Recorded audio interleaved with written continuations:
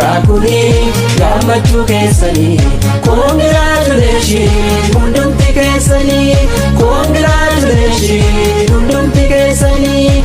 Harka fuunee akkam jirtan kabajamtoota daawwattoota keenya jaalatamoo nageenya keenya kan kabajaa fi ulfinaa bakkuma jirtan maratteessan haadha qabu jecha daawwannaa keenya kanarraatiin gara godina Harargee Bahaa aanaa Gooroo guutuu eebba barattoota mana barnoota bu'uura boruu feeneet magaalaa Baroodaatti argamu isin daawwachiifnaati. Hamma xumura sagantaa keenyaatti nu waliin daawwadhaa kan isiniin jawaanis Muhammad Ahmadiin gamanumaan akka nu daawwattan kabajaadhaan isinaaf irraa. Eebbifamoo keenya baagatti keessanii guyyaan har'aa kuni gammachuu keessanii baga gammadanii hundumti keessanii baga gammadanii hundumti keessanii. Dura buutuun mana barumsa bu'uura boruu feeneet magaalaa Baroodaa barsiiftuu Samiiraa Sultaan ergaa baga gammadanii barattootaa fi maatii barattootaatiif dabarsaniiti jiran.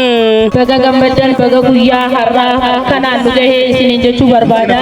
Maatiin eebbifamtootaa fi ijoolleen teenya ta'uu qabuutti lafaanii ifaajee isaanii firii isaanii kana guyyaa har'aa kana miira oowwaa ta'een miira gammachuu ta'een nu agarsiifachuu jiranii irra deebi'uudhaan baga gammadan baga walumaan gammanne isiniin jedha.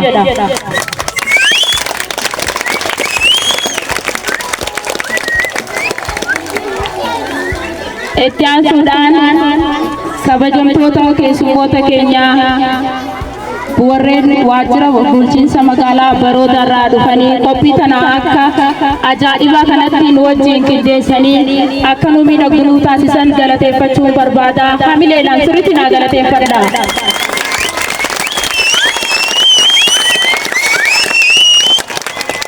Itti aansinee koree mana barumsaa fi afooshaalee naannoo kana jiran fi maatii barattoota walumaa galatti sirriitti hamilee naa kennaa fi wanti kophaa bareedu jiru. Sumaan dura buutuu paartii badhaadhinaa dastuun asitti argamti. As baatee haasaa gabaabduu taasisti jechuudha. Ishii affeereetiin asirraa bu'a.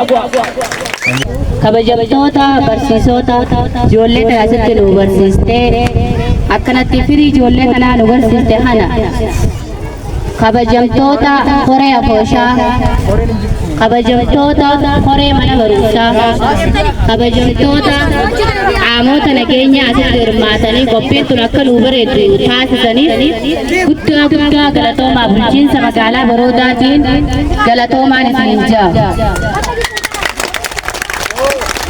Ijoolleen tun akkana mana barumsaa kana keessatti barattee firii isaanii kana arguun bu'uura boruu yeroo nuti baranne manni barumsaa akkanaa jiru ture. Gizii amma ijoolleen tun akkana gammaddee achii gachi burraattee hedduu nama gammachiisaa jechuudha. Yeroo dursan akka nuti itti barannee fi akka amma ijoolleen tun itti barachaa jirtu waan addaati jechuudha. Manni bu'uura boruu jaaramuun bakka iyyuutti zooniilee qabnu zooniilee akka magaalaa Baroodaa qabnu kana keessatti zoonii 5 qabna. Gizii kanarraa akkana gammanne zoonii 5 irratti illee akka mana barumsa bu'uura boruu jaarru abdii nutti horee jira jechuudha. Egaa kabajamtoota daawwattoota keenya jaalatamoo turtiin mana barumsa bu'uura boruu feeneet magaalaa Baroodaatti argamu kan isin daawwachiifne kan gammatti daawwattan kana tureetiin qopheessee dhiyeessuudhaan hanka isinii waliin ture Muhammad Ahmadi torban yoo rabbi jee kutaa lammaffaan hanga walitti deebinutti har'aaf gama qiyyaan nagayaatim. Eebbifamoo keenya baagatti keessanii guyyaan har'aa kuni gammachuu keessanii congratulations hundumti keessanii congratulations hundumti keessanii.